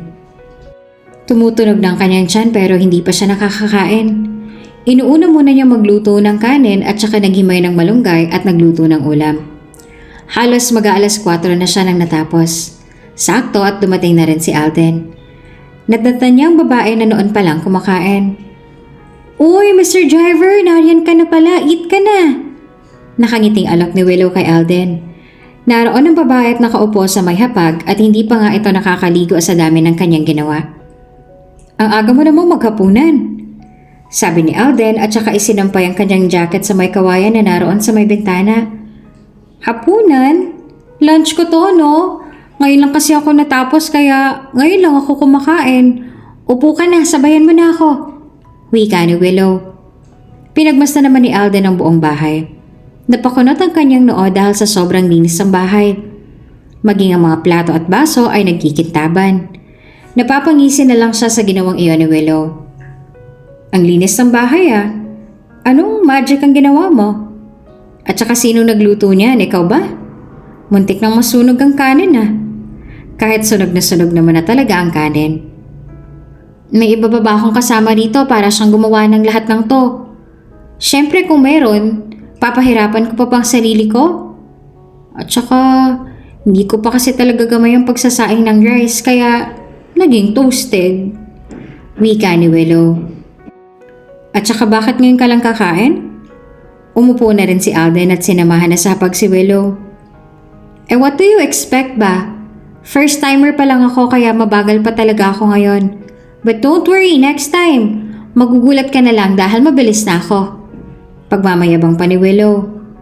At sa totoo, ito ang pagmamayabang na gustong marinig ni Alden.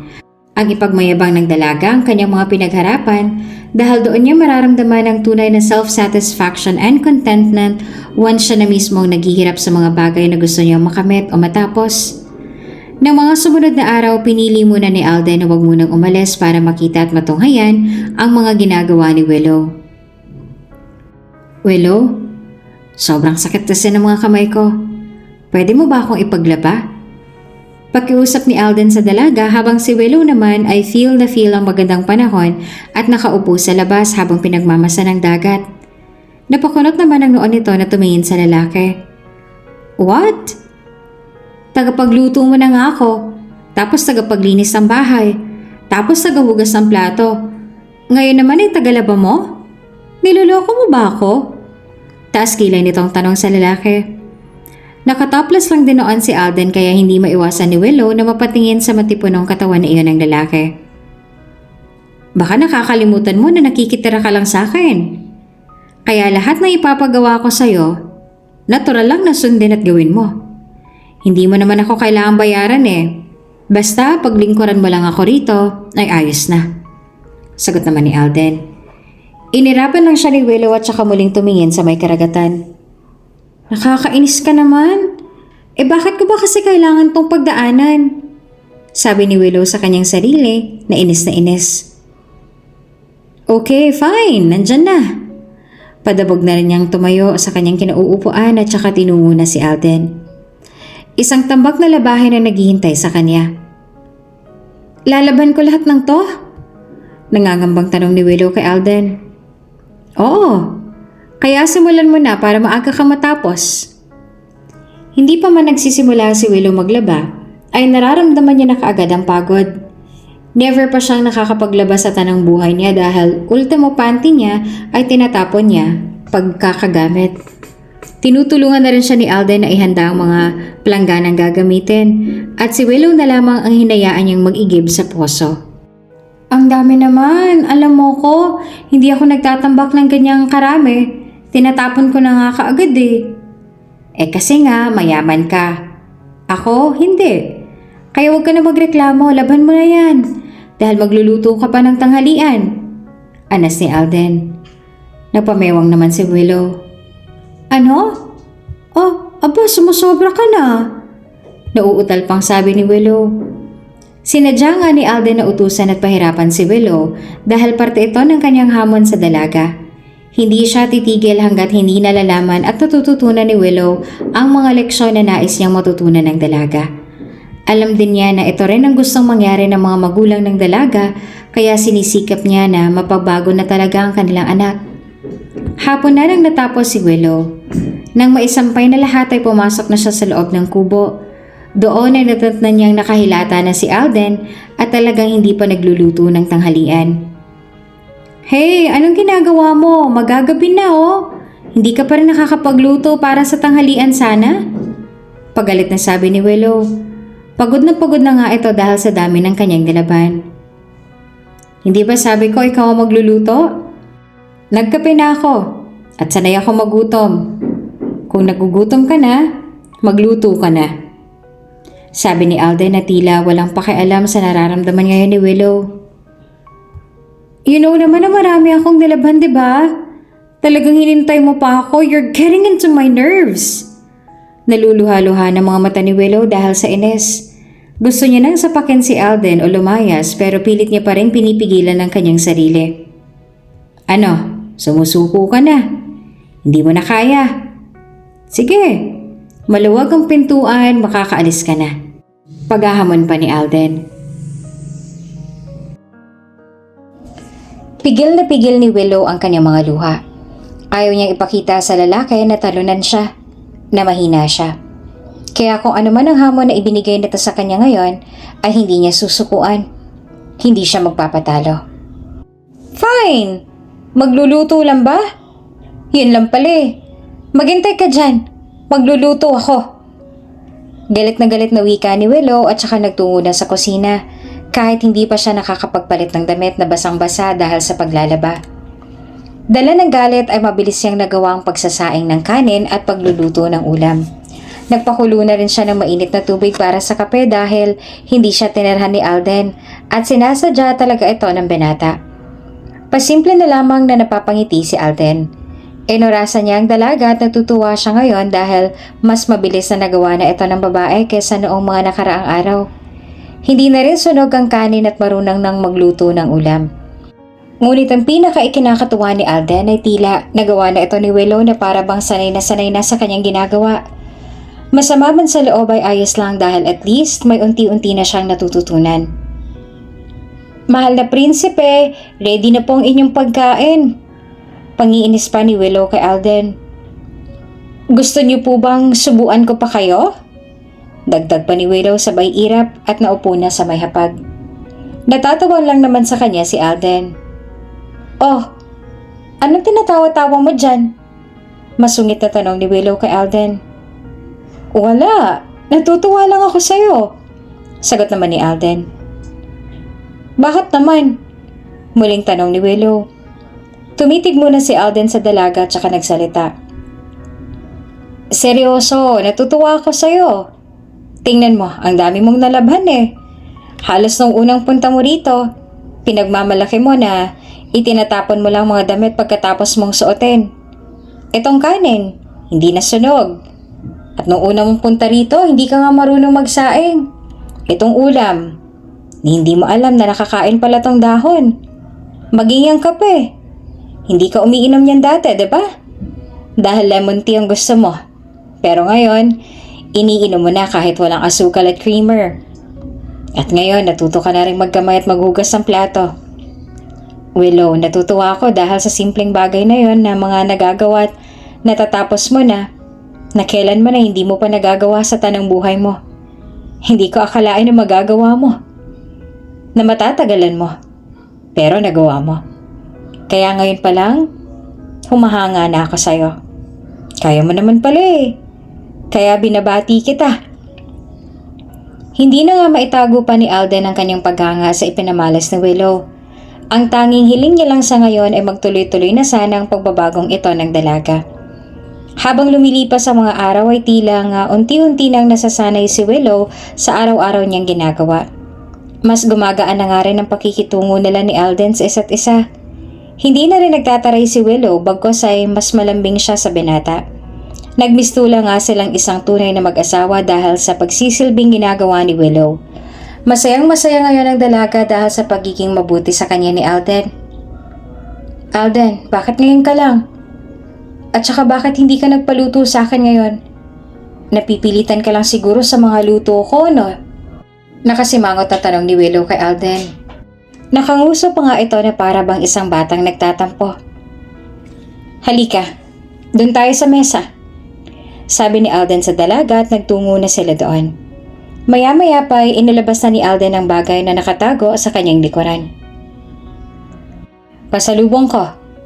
At inilahad na nga ni Alden ang kanyang dala sa harap ni Willow. Nanlaki naman ang mga mata ng dalaga sa nakita. Iba't ibang putahe na may lechong manok, vegetable salad, steak, at higit sa lahat, ang kanyang lemon tea. Hindi pa man makapag-react ng todo si Willow pero kitang-kita sa kanyang itsura ang labis na kaligayahan at kasabikan. Ilang linggo na rin kasi siyang naroon sa isla at talagang hindi na may tatangging na miss niya na ang mga pagkain ito. Sa akin lahat ng yan? Nauutal na tanong ni Willow sa binata. Oo, kung kaya mong ubusin mo. Yan ang reward mo sa lahat ng paghihirap mo. Nakingiting sagot naman ni Alden. Sandali naman napakunot ang noon ni Willow. So, ibig sabihin ng perang ginastos mo sa mga pagkain yan ay ang perang pinaghirapan mo rin sa trabaho mo? Sayang naman ang pera. Sana hindi ka na nag-abala. Okay naman ako sa sardinas at sa malunggay. Diyan sa mga sariwang isda at saka nilagang saging at kamote. Sana nilaan mo na lang yan sa ibang bagay ang perang pinambili mo niyan. Nalulungkot na sabi ni Willow. Bahagya namang napangiti si Alden. Labis siyang natutuwa sa sinabi ng dalaga. Tila tuluyan na nga itong nagbago dahil nare-realize niya na ang halaga ng bawat sentimo at marunong na rin siyang maka-appreciate ng mga bagay-bagay. Tumatalab na nga siguro ang kanyang mga pagsubok na ginawa sa dalaga. Ano ka ba? Okay lang manghinayang. Tama yan. Tama lang yan. Itong binibigay ko sa'yo, hindi to luho. Kapalit ito ng mga bagay na pinaghirapan mo. Ang tawag dito ay reward. Nararapat lang na bigyan ng reward ang isang tao kapag meron itong magandang nagawa at maayos na natapos. Mas masarap makatanggap ng ganito kapag alam mong pinaghirapan mong isang bagay, 'di ba? Kaya Willow, deserve mo to. At alam kong gutom ka na. Kumain ka na. Hindi na nga lang mga bagay na nagawa niya ang na-appreciate ni Willow kundi si Alden mismo. Sa loob-loob niya, labis siyang nagpapasalamat sa progress niya. Sa mga naitulong sa kanya ni Alden na sobrang nakatulong sa malaking pagbabago ng buhay niya. Tila nga unti-unti na siyang nahuhulog sa binata. Pilit niyang pinipigilan dahil gusto pa rin niyang panindigan ang pananaw niya sa buhay na huwag mag-aasawa ngunit mukhang mababali na ito ngayon. Biglaan lang naman ang nangyari. Hindi nga rin niya akalain. Parang kung magpapakasal siya uli ngayon ay mas gusto niya na kay Alden makasal. Mukhang ang kinain niya ng mga salitang sinabi niya noon at ngayon ay binabawi niya ng mga ito. Habang tumatagal ay tila nga nakakapalagayan na ng loob ang dalawa. Hanggang sa lalim ng gabi, sa ilalim ng maliwanag at bilog na buwan, magkatabing dinadama ni na Alden at Willow ang malamig na simoy ng hangin. Habang magkatabing nakaupo sa may dalampasigan ay hindi naman sinasadyang magkasagi ang kanilang mga balat, ay doon ay mas naramdaman nila ang init ng isa't isa. Napapatingin na nga lamang si Willow kay Alden at ganoon din si Alden sa dalaga. At sa tuwing magkakadikit ang kanilang mga braso, tahimik lang naman sila pareho na tila nagpapakiramdaman pa sa isa't isa. Abot-abot naman ang kaba ni Willow. Hindi niya malaman kung bakit. Ano tong nararamdaman ko? Bakit ako kinakabahan? Grabe yung kaba. Ngayon ko lamang naramdaman. Anong ibig sabihin nito? Umiibig na ba ako? Ito na ba yung sinasabi nilang pag-ibig? Kung ito na yon, magtatagal ba to? Ni hindi ko maigalaw ang aking katawan. Tila naninigas at napako na ako sa aking kinauupuan. Wala na rin mga salita pang lumalabas sa aking bibig. Ito na bang definisyon ng pagmamahal? Mahal ko na ba si Alden? Sabi ni Willow sa kanyang isip. Ilang sandali pa ay nagsalita na si Alden. Willow, napalingon naman kaagad sa kanya ang dalaga. Alden? Kabado niyang tanong na namimilog pa ang mga mata. May gusto rin sabihin si Alden ngunit maging siya ay abot-abot na rin ang kaba. Napatingin siya sa mga labi ng babae. May kung ano sa kanya na nagtutulak na halikan ng mga labing yon.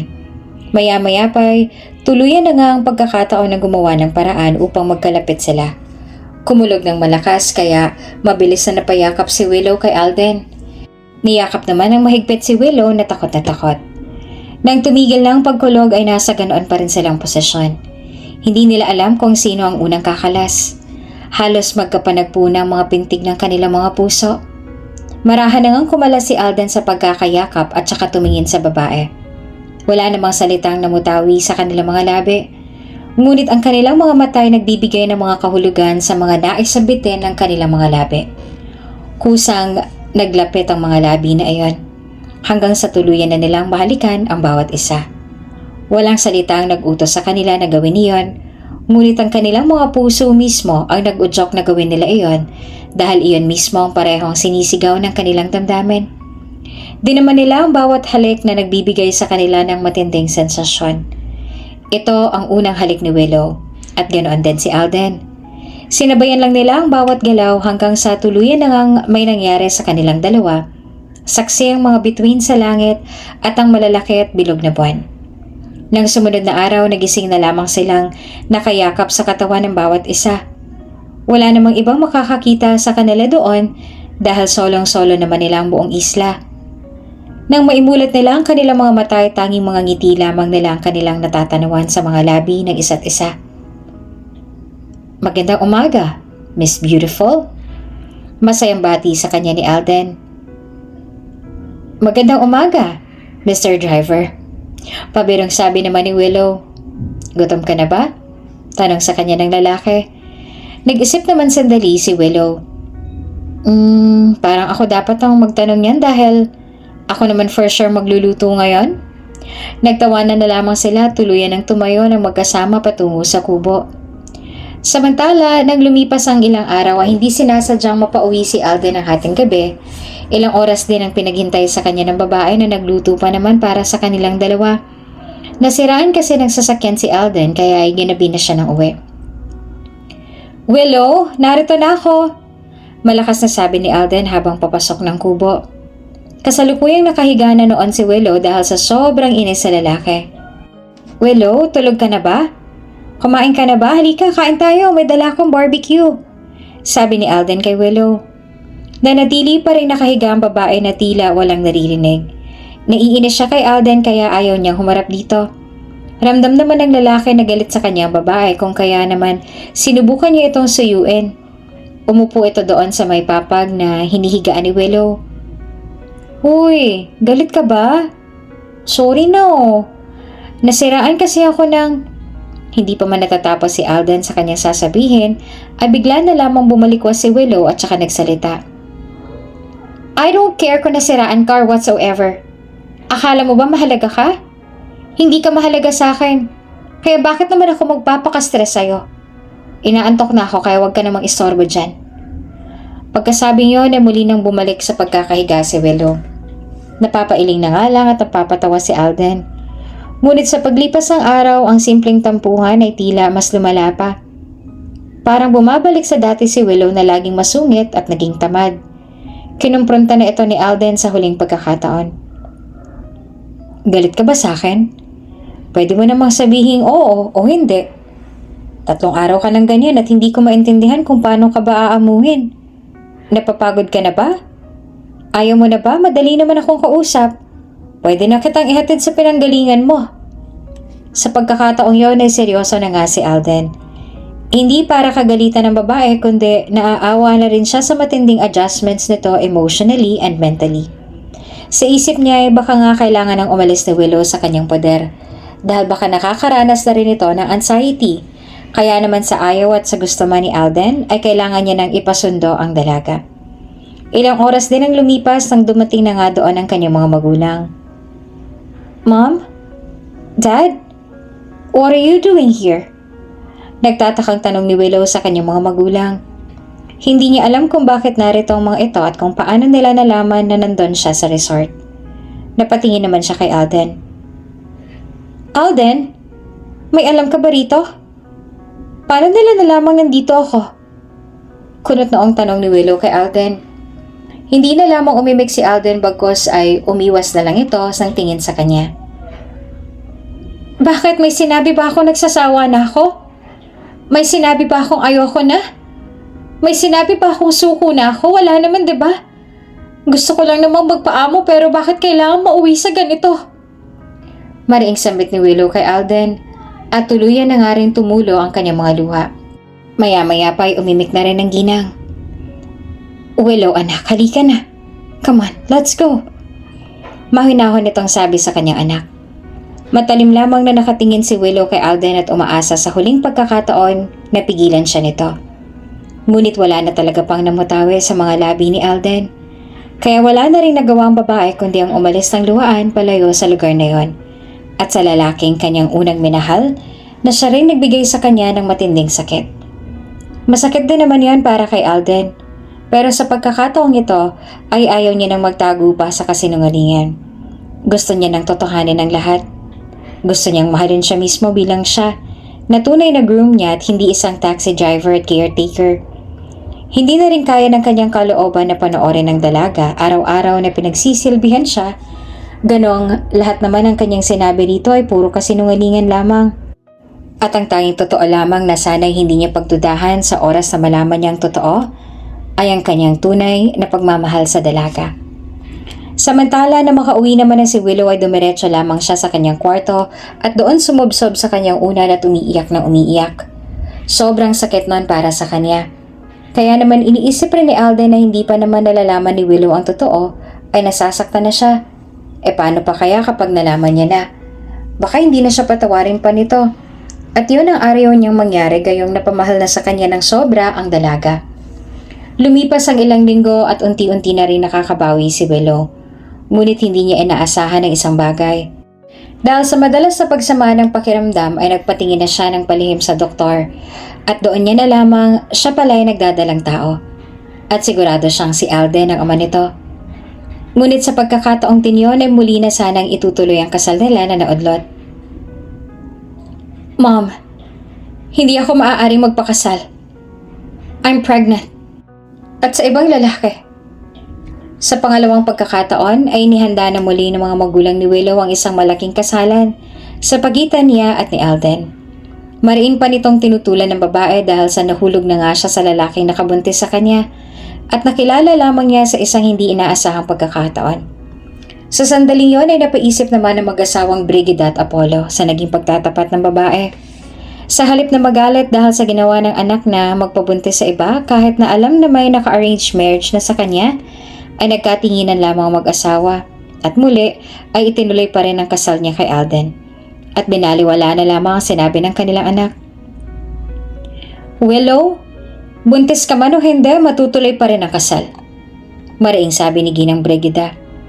Tumayo naman si Willow at saka kunot noong tumingin sa mga magulang. But mom, kunot noong tanong ni Willow. Ayaw niyang ituloy ang kasal dahil si Alden naman talaga ang kanyang mahal. Without knowing na ito naman talagang mapapangasawa niya. Sa pamimilit ng kanyang mga magulang ay wala na rin siyang nagawa kundi pumayag. Nakasuot na muli siya ng wedding gown at nag-aabang na roon sa harap ng simbahan. Ni hindi na nga sumagi sa kanyang isipan ng tumakas dahil pakiramdam niya ay napapagod na siya. Nangihina na siya at ayaw niyang lumaban pa. Dahil para sa kanya ay wala namang makikinig sa kanya at hindi naman mahalaga ang bawat opinyon niya. Nang marahan na siyang naglakad sa may carpet patungo sa altar, ay blanko lamang ang kanyang reaksyon nang biglang mamilog ang kanyang mga mata sa nakita. Si Alden na kanyang minahal sa isla na isang taxi driver at ang caretaker ang lalaki rin na naghihintay ngayon sa kanya doon sa may altar at maya-maya pa lamang ay magiging asawa niya na. Hindi malaman ni Willow ang kanyang nararamdaman. Napatingin siya sa kanyang mga magulang at unti-unti na ring namumuo ang mga luha sa kanyang mga mata. Bigla siyang huminto. Sa halip na ikatuwa ito ni Willow ay naglaro sa kanyang isipan na tila na pagkaisahan siya ng lahat. Na ang lahat sa resort ay pawang set-up lamang. Maging ang pagkatao ni Alden na nakilala niya sa isla ay peke lamang at hindi totoo. Mabilis siyang tumakbo papalabas ng simbahan ng luhaan at masama ang loob. Ngayon ay tumakas na siya sa kasal. Hindi dahil sa ayaw niya sa lalaking kanyang pakakasalan, kundi dahil sa labis na siyang nasaktan sa kanyang nalaman. Mabilis na siyang nakauwi noon sa kanilang mansyon at doon na nagkulong sa kanilang kwarto. Ayaw niya nang tumanggap pa ng bisita o kumausap man lang kahit na kanino. Sa ngayon ay hinayaan na muna siya ng kanyang mga magulang maging ni Alden. Alam nilang hindi pa ito ang tamang pagkakataon para kausapin ng babae. Sa sobrang sama naman ng loob ni Willow ay napagpasyahan niyang lumabas na lang ng bansa. Wala namang kamalay-malay ang kanyang mga magulang sa planong ito ni Willow. At huli na, nang malaman nilang ito ay nasa airport na. Ipinaalam kaagad nila ito kay Alden upang ang lalaking pumigil dito. Hingal na hingal si Alden habang nililibot ang buong airport. Inutusan niya rin ang may-ari ng paliparang iyon upang pansamantala itong saraduhan para lamang pigilan si Willow sa plano nitong pag-alis. Sa wakas sa kanyang paglilibot, ay doon niya natagpuan si Willow na nakaupo sa may bench. "Willow!" Tawag niya sa dalaga. Nanlaki naman ang mga mata ni Willow dahil sa pamilyar na boses na iyon at alam niyang si Alden ang nagmamay-ari noon. Pagtalikod niya ay si Alden nga ang naroon na nakatayo, naghihintay sa kanya. "Alden, anong ginagawa mo dito?" Nagtataka niyang tanong. Iginala naman niya ang kanyang mga mata sa buong paligid at doon na pagtantong sila na lamang ang tao sa lugar na yon. "Wait, pinaklose mo ba ang buong airport na to?" Taas kilay na tanong ni Willow. "Yes, para pigilan ka," seryosong sabi ni Alden. Umirap naman sa kanyang babae.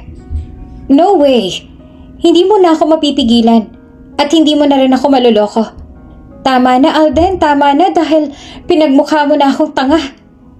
Pagalit na sabi ni Willow. Unti-unti namang lumapit sa kanyang binata. No, don't come near me. You better step back dahil wala na akong pakialam sa'yo. May drama-drama ka pang pagpanggap na taxi driver at caretaker para papaniwalain akong mahirap ka nga. Tapos ako namang si tanga, naniwala naman kaagad. Umalis ka na at hayaan mo na ako. Dahil sa tuwing maiisip kong mga nagawa mo, naiinis talaga ako hanggang sa dulo nitong daliri ko. Hindi ko alam kung anong dahilan mo para gawin ang pagpapanggap na yon. Pero nasaktan mo na ako at hindi kita mapapatawad. Tila hindi naman natamaan ng lalaki sa pagmamaktol na iyon ni Willow. Bagkus ay patuloy pa rin siya sa paghakbang palapit sa kanya. "What are you doing? Are you bingi or dumb? Lumayo ka nga!" Nauutal na sabi ni Willow. "Paano pa ako lalayo sa'yo kung dala-dala mo ng anak ko?" Sambit ni Alden. Nang umamin na ang babae sa kanyang mga magulang, ay kaagad na rin nila itong ipinaalam kay Alden. Dahil karapatan naman ng lalaki na malaman na magiging ama na siya. Wala namang naging pagtutol doon dahil yun din naman ang gusto nilang mangyari. Anong pinagsasasabi mo? Nahihibang ka na ba?" Muling tanong ni Willow. "Willow, I'm sorry. I'm sorry kasi alam kong nasaktan kita. I'm sorry kung naparamdam ko sa'yo na parang napagkaisahan ka. I'm sorry kung nagsinungaling ako, pero Willow, I want you to know. Una pa lang kitang nakita nung sumakay ka sa taxi ko. Alam ko na ikaw talaga. Hindi ko rin maipaliwanag. Hindi ko rin maintindihan. But there's something in you na parang ang hirap kumawala. At lalo pa nang malaman ko ang good side mo. Doon ko nasabing, you will be a good wife and a mother. Hindi para alilain ka, kundi para tanggapin ang ganong kahirap na responsibilidad kahit na isakripisyo mong karangyaan na meron ka. Mahal kita, Willow. At totoo lahat ng sinabi ko sa'yo. Maaaring nagsinungaling ako pero kailanman ang puso ko ay hindi. At hindi ko kakayanin kapag nawala ka sa buhay ko. Kaya please, Willow, forgive me.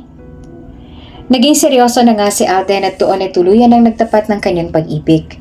Sumulpot na rin doon ang kanilang mga magulang at ang mga mahal sa buhay para matunghayan ang pagtatapat nila ng damdamin para sa isa't isa.